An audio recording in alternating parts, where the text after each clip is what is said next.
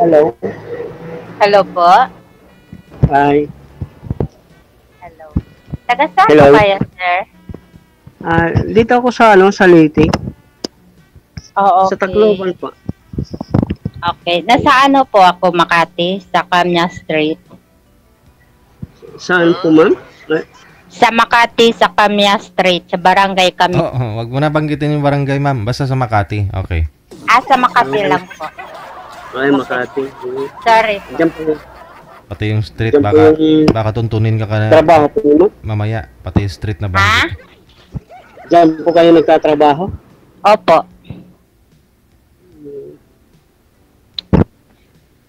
Ano, may asawa ka na dati po, sir?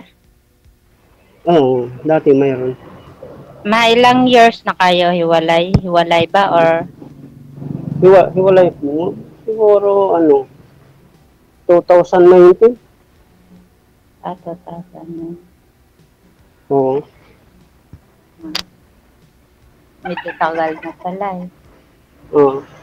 Kaya umuwi ako dito sa amin. Ano work niyo, sir?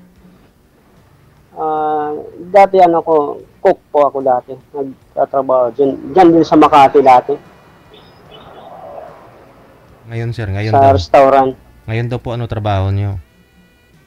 Ngayon, nandito pa ako sa tita ko na tulong din sa pagluto din ng may kantin kasi siya dito eh.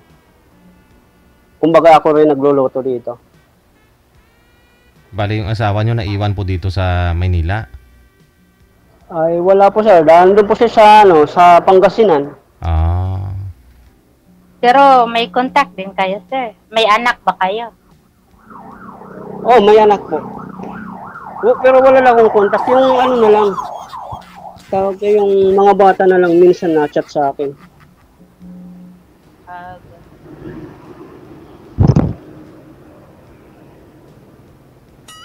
Kayo po? Wala na eh. Mga anak. Anak ko rin yung mga kasama ko. Ay, dyan din kayo nakatira sa Makati? Opo. Pero ang lugar ko talaga, sir, nasa Sultan Kudarat, sa Mindanao. Pero nasa Makati po ako nakatrabaho. Sarili niyong bahay dyan? Hindi po. Housekeeper lang po ako dito. Pati mga anak mo kasama mo dyan? Hindi po. Nasa probinsya namin po. Diyan din ako dati nagtrabaho eh. Makati rin sa may sa may Ayala. Ay, malayo. Sa may Ayala Avenue. Sa may sa may tawag ito? Makati Stock Exchange. Malayo. Opo, diyan ako trabaho dati.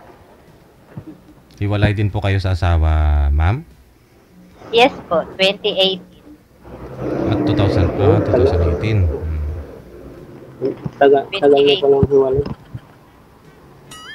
Tagal na, sir. Iwala. Hindi ka na nag-asawa. Hiwalay ng bahay. Hindi.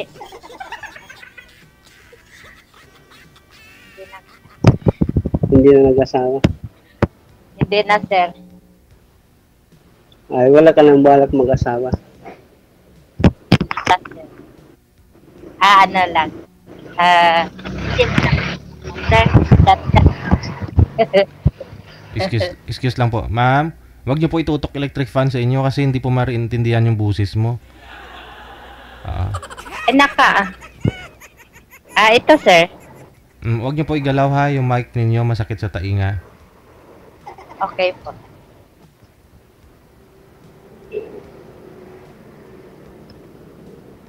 Ano po yun, sir? Hello? Sabi ko, wala ka nang balak mag-asawa ulit. Hindi na po. Ay, hindi man sa ganun nga walang balak, sir. Kaso lang, kung mayroon man, edi chat-chat lang. Muslim po kayo? Kung magkaroon ka ng asawa, chat-chat lang kayo ma'am, hindi na kayo magsama, ganon. Ay, siyempre sir, bago pa naman, edi chat ka muna. Ah, ano po kayo, ma'am? Muslim? Hindi po.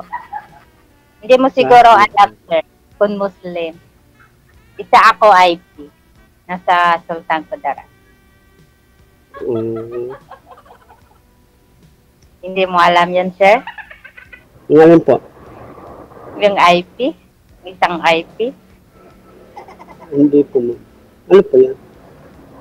Indigenous people sa... Yung mga katribo, sir? Indigenous? Indigenous people. Indigenous? Opo. Nasa... Yung mga tribo nga tulad ng, di ba, iba-ibang lahi. Opo. Nasa Anong lahi po kayo? Tiroray po. Maranao?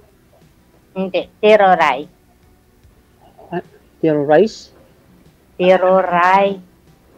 Ano po yun? Ay, hindi mo alam. Sir, di ba may Tiroray, may Manubo, may Bilaat. Hindi ko, kasi ngayon ko lang na, ano yun, narinig kasi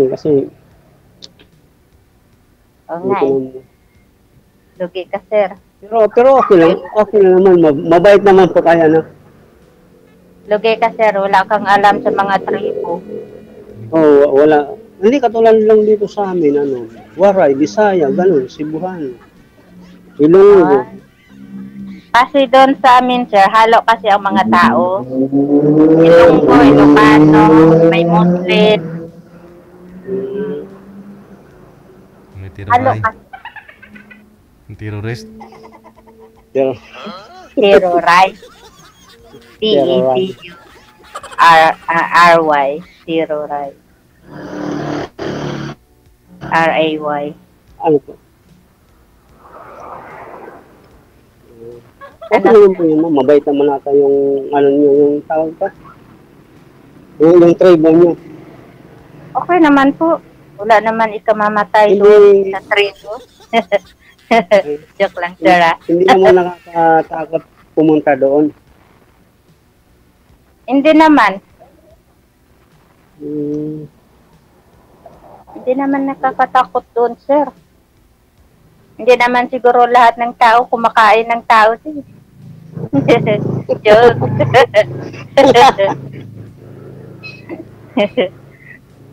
Eddie, wow. Sana all.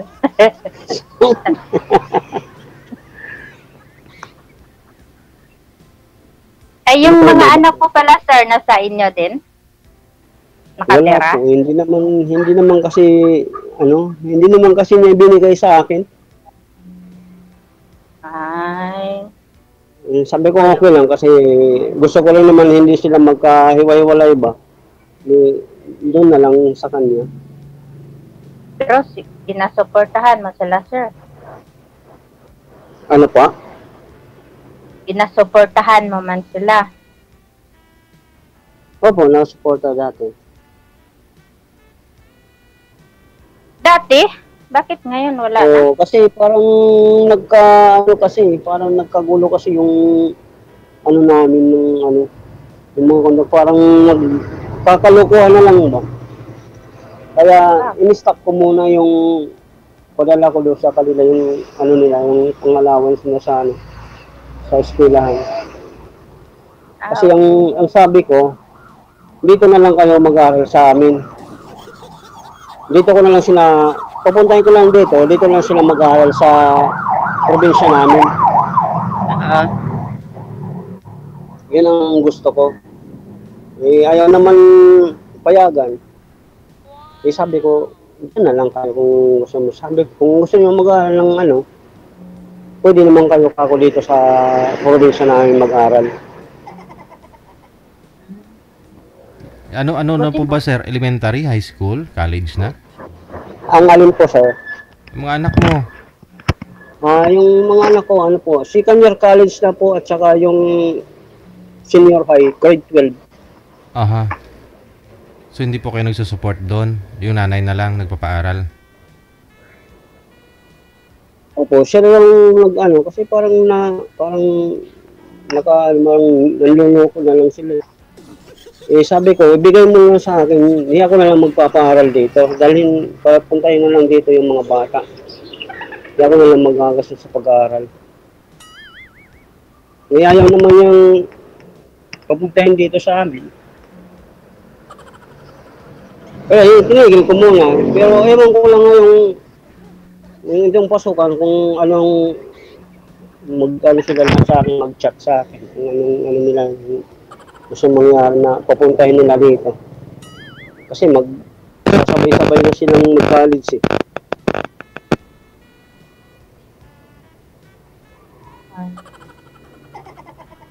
Okay lang yan. At least nakasupporter ka sa kanila. Wala nga eh, ma'am eh.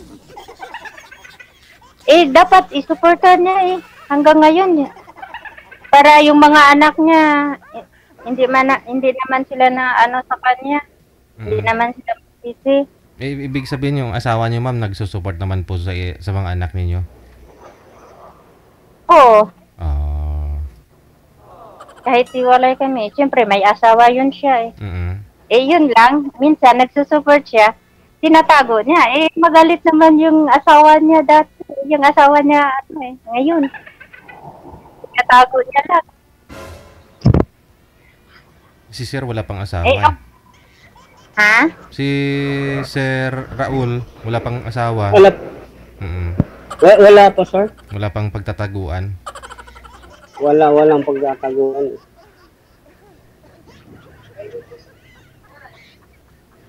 Walang pagtataguan kasi wala namang... At saka hindi na rin ako muna ng asawa sa ngayon. Sa Bogol. Kasi mahirap kasi...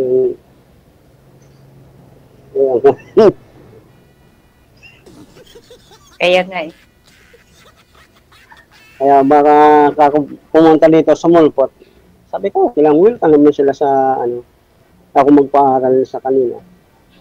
Pero ayaw kasi kahit magbakasyon nga yung nasa Manila ko. Sabi ko, sige, bakasyon kayo dito. Wala, ayaw pumayag yung nanay. Ayaw payagan yung mga bata pumunta ng Manila. Kasi baka hindi ko daw isa-ulis dun sa Pawin sa Pangasinan. Malalaki na mga yan eh. Kaya siguro sila. Kaya sabi ko, kung matapos kayo pag-aaral, pwede naman kayong bumalik ng Pangasinan. Kung ayaw nyo dito, sa akin, ayaw nyo dito sa probinsya ko. Doon kayo maghanap ng trabaho doon sa Pangasinan. Sabi ko at least ako, natulungan ko yung pag-aaral. Hindi, mas okay nga po yun, sir. At least wala kang obligahin dyan. Padala lang sa kanila. Ngayon siguro hindi na yun pupunta, sir. Siyempre, nabubuhay silang hindi mo sinusuportahan eh. Bali, nitong lang naman po, sir, bago matapos ang taon, nagpapadala pa naman po ako doon sa kanila. Ang sa eskwelahan. At tapos, hindi naman na sila natawag sa akin, hindi lang nag-chat. Kaya ganoon po yung kaya binakta ko na sa Facebook. Wala. Wala na akong contact sa kanila. Kahit mga anak mo lahat? May mga rason po yan, no? May mga rason. Sige, change topic na lang kayo. Ngayon po, ma'am, 2018 pa po kayong hiwalay, 7 years. Magsi 7 years na. Yes po. May wala po kayo manliligaw sa ngayon, ma'am? O yun po kayo ligawan? Hindi po kasi nag-focus ako sa mga anak ko eh. Focus sa trabaho siguro. Siyempre mga anak mo wala naman sa'yo eh. Focus ako sa trabaho at saka mga anak ko, sir. Siyempre yung mga anak ko, gusto pa nila. Kasi yung panganay ko, sir, nasa military. Tapos yung tatlo kasi yung anak ko, yung isa nasa farm. Yun na lang yung punto ko nga babae, yun na lang ang nag-aral. Grade 11. Grade 11? Pwede na. Pwede ka na mag-asawa.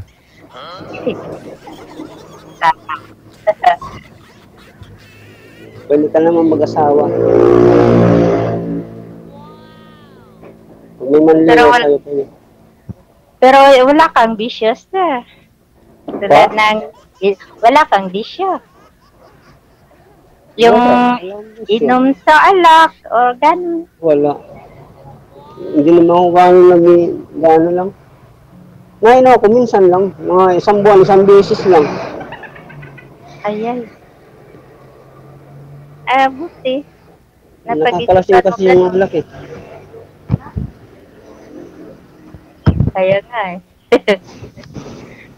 Nakakalasing yung alak, kaya ayaw kong uminom.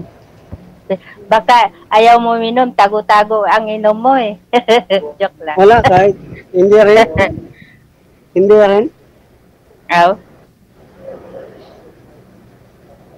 Mm.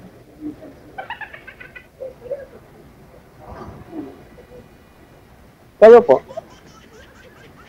Bakit po? hindi kayo nag-aasawa na rin? Hindi pa po. Hahanap pa sir eh. Alin po? Naghahanap pa eh. Kung mayroon mga available dyan eh. Marami yan dyan, ma'am. Wala pang may naglalakas loob. Ayay ka.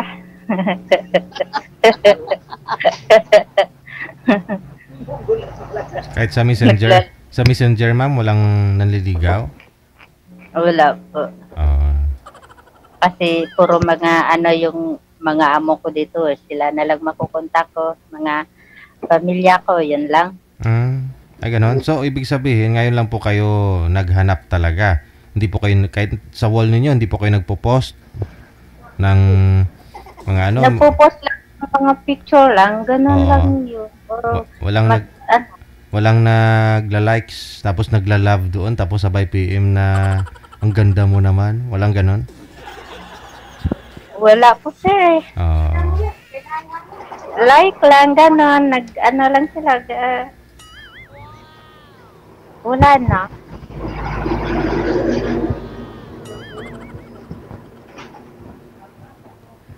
Baka natakot sila, sir. Magtakot sila magsabi ng ganda mo. Natakot siyang ligawan sa'yo? Baka natatakot sila. Pwede pumunta manligaw dyan. Ano? Halimbawa pupunta ka dyan sa trabaho mo. Pwede. Agad? Wala na bang text muna? Sakali lang. Text muna bago personalan. Diyos. Mabait mo una yung sasabi para pag sinabi na madali lang pumunta ron. Madali, magsakay ka ng sasakyan. Ano po? Magdali lang papunta. Hindi subdivision sa inyo? Opo. Mahirap makapasok dyan. Marami pang yan, kukunin sa'yo dyan. Dapat ikumpleto mo ang requirements. Oo. Hindi pwede nga makapasok dyan sa subdivision. Hindi. Ikaw naman po sir, wala po kayong nililigawan or may naging girlfriend ka po ba since 2019? Parang lang sir, mga tropa lang. Tropa? Bakit tropa? Ikaw? Wala namang liligawan. Parang friends with benefits, gano'n?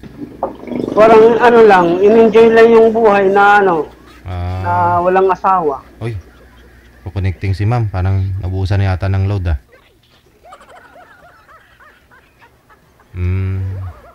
wala na nga. Sigurado pag ganun kasi nawala na ng load yun. I-PM nyo na lang po siguro sir ano po pangalan nun? Marlene, no? Si Ma'am Marlene. Para tuloy-tuloy ang usapan ninyo. Hingin mo lang yung Facebook account niya. Maraming salamat. Good luck. Okay.